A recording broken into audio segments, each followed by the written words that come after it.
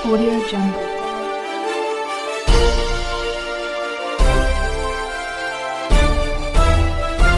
Audio Jungle. मैं रंजन कुमार। नमस्कार। अभी आप देख रहे हैं कंचन न्यूज।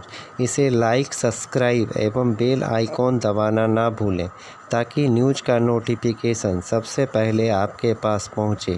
अब चलिए खबरें विस्तार से। 75 सालों की इस यात्रा पर तमाम सामान्य साथी अपने अपने अनुभव, अपनी अपनी यादें, अपनी अपनी उपलब्धियां, उसका जिक्र यहां पर कर रहे हैं।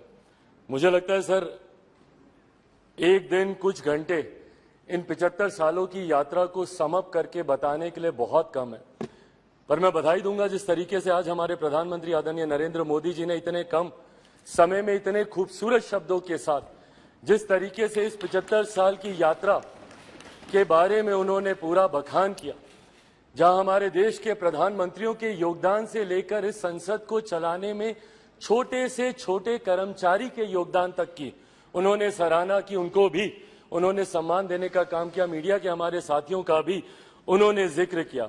यकीनन कई ऐसी यादें सर इन 75 सालों में रही हैं। सेकंड टाइमर मेंबर पार्लियामेंट हूं, युवा सांसद हूं, कंपैरेटिवली संभवतः मेरा अनुभव बाकियों से कुछ कम होगा, पर 9 साल का मेरा भी अपना अनुभव है। पर इन 9 सालों से ज्यादा सर मेरा अनुभव मेरे नेता, मेरे पिता आदरणीय रामविलास पासवान जी की वजह से रहा। बचपन से जब से होश संभाला, उनके माध्यम से इस संसद की कार्य प्रणाली को समझा, इस संसद की कार्य शैली को समझा, और जब पहली बार इस लोकसभा में आया तो उन्हीं का ही हाथ पकड़कर आया। आज जब हम लोग नई संसद में जा रहे हैं तो यकीनन कई ऐसी यादें कौंधती हैं और यकीनन एक भावुक क्षण है। महसूस होता है कि जिस जगह पर मुझे मेरे पिता लेकर आए थे, आज एक नई यात्रा की ओर हम लोग जा रहे हैं। पर प्रधानमंत्री जी ने भी उसको भी बहुत खूबसूरती से बताया कि ये हम जैसे जो आज की तारीख में इस लोकसभा में मौजूद है, संसद में मौजूद है, राज्यसभा के भी सदस्य, हम लोग ले ये गर्व का लम्हा है, जहां एक तरफ हम लोग इतिहास के भी हम लोग साक्षी रहे हैं, वहीं एक नई ऊर्जा के साथ भविष्य की भी ओर हम लोग जा रहे हैं। तो कड़ी बनने का सौभाग्य हम लोग को मिला इतिहास और भविष्य के बीच, जो यकीनन मौजूद यहाँ पे तमाम सांसदों के लिए एक गर्व की अनुभूति कराता है। सर, आज जब हम लोग यहाँ पर मौजूद हैं, यकीनन हर राजनीतिक दल के पास अपने अपने एजेंडे हैं, और एजेंडे हैं इसीलिए वो राजनीतिक दल है।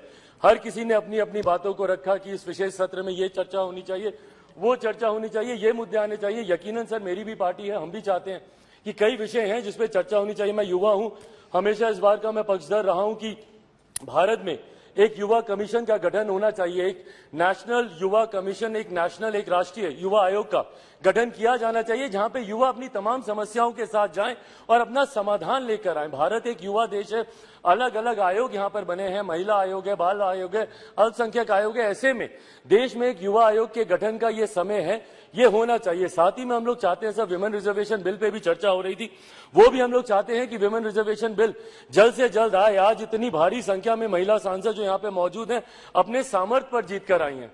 ऐसे में इनको किसी के सहारे की जरूरत नहीं है, बट विमेन रिजर्वेशन बिल आने से जरूर और बल मिलेगा और ताकत मिलेगी, उसका भी हम लोग समर्थन करते हैं। और साथ ही में लंबे समय से हम लोग की मांग रही है एक इंडियन जुडिशियल सर्विसेज को लेकर।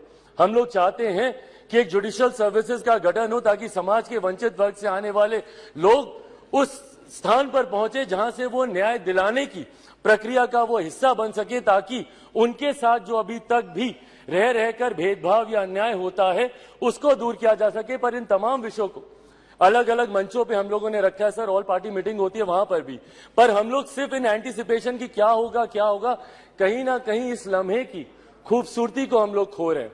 आज मैं बस यही आग्रह करूंगा कि कौन सा बिल आ रहा है, नहीं आ रहा है, पर ये जो विशेष सत्र बुलाया गया है, ये इतिहास और भविष्य को जोड़ने वाली कड़ी को लेकर बुलाया गया है। हम लोग का ध्यान यकीनन केंद्रित उस तरफ भी होना चाहिए, ताकि इस लम्हे की खूबसूरती को हम ना भूल जाएं। पूरा देश नजर लगाए इस पर, देख रहा है कि कैसे हम लोग यहां से दूसरी नई संसद में हम लोग जा रहे हैं। देश ही नहीं, पूरी दुनिया देख रही है। और आज सर, जब डॉक्टर बाबा साहेब भीमराव अंबेडकर जी के बनाए हुए संविधान के आधार पर जिस तरीके से भारतीय संसद के 75 सालों का इतिहास रहा है, मैं उम्मीद ही नहीं पूरे विश्वास के साथ ये कह सकता हूं कि हमारे मौजूदा प्रधानमंत्री आदरणीय नरेंद्र मोदी जी के नेतृत्व में डॉक्टर बाबा साहेब भीमराव अंबेडकर जी के बनाए हुए संविधान के आधार पर ही हम लोग एक विकसित देश की हम लोग नींव रखने जा रहे हैं। और जो लक्ष्य है 2047 में विकसित देश के निर्माण का, उस लक्ष्य को हम लोग नई संसद से हम लोग जरूर अचीव कर पाएंगे।